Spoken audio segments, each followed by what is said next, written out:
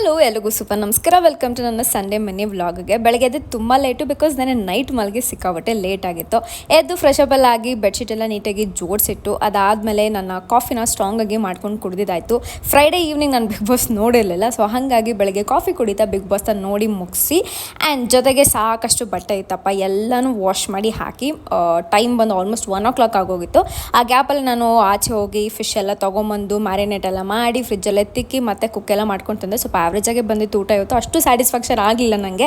ಒಂದು 2 ಅವರ್ ಸಖತ್ತಾಗಿ ನಿದ್ದೆ ಮಾಡಿ ಸೀರೀಸ್ನೆಲ್ಲ ನೋಡಿಕೊಂಡು ಮತ್ತೆ ಎದ್ದು ಬಿಸಿ ಬಿಸಿ ಟೀನ ಮಾಡ್ಕೊಂಡು ಕುಡಿದು ಆ್ಯಂಡ್ ಜೊತೆಗೆ ಕಸ ಎಲ್ಲ ಗುಡಿಸಿ ಪಾತ್ರೆ ಎಲ್ಲ ವಾಶ್ ಮಾಡಿ ಆಚೆ ಹೋಗಿ ಊಟ ತಂದು ತಿಂದು ಆ್ಯಂಡ್ ನಾನು ಸ್ಕಿನ್ ಕೇರ್ನ ಮಾಡ್ಕೊತಾ ಇದ್ದೀನಿ. ಸಿಕ್ಕಾಬಟ್ಟೆ ಜನ ಕೇಳ್ತಾ ಇದ್ರೆ ನಿಮ್ಮ ಸ್ಕಿನ್ ಸಿಕ್ಕಾಬಟ್ಟೆ ಗ್ಲೋ ಆಗಿ ಕಾಣಿಸ್ತಿದೆ ಅಂತ ಹೇಳ್ಬಿಟ್ಟು. ಸೊ ನಾನು ತುಂಬ ಬೇಸಿಕ್ ಸ್ಕಿನ್ ಕೇರ್ನ ಫಾಲೋ ಮಾಡ್ತೀನಿ ಆ್ಯಂಡ್ ನಾನು ಯಾವ ಪ್ರಾಡಕ್ಟ್ಸ್ ಯೂಸ್ ಮಾಡ್ತೀನಿ ಅಂತ ನಿಮ್ಗೆ ಎಲ್ರಿಗೂ ಗೊತ್ತಿದೆ. ಬೇಕಾದ್ರೆ ಯೂಟ್ಯೂಬಲ್ಲಿ ಚೆಕ್ಔಟ್ ಮಾಡಿ ಅಥವಾ ಲಿಂಕ್ ಬೇಕಿದ್ರೆ ಕೇಳಿ, ನಾನು ನಿಮಗೆ ಕಳಿಸ್ಕೊಡ್ತೀನಿ.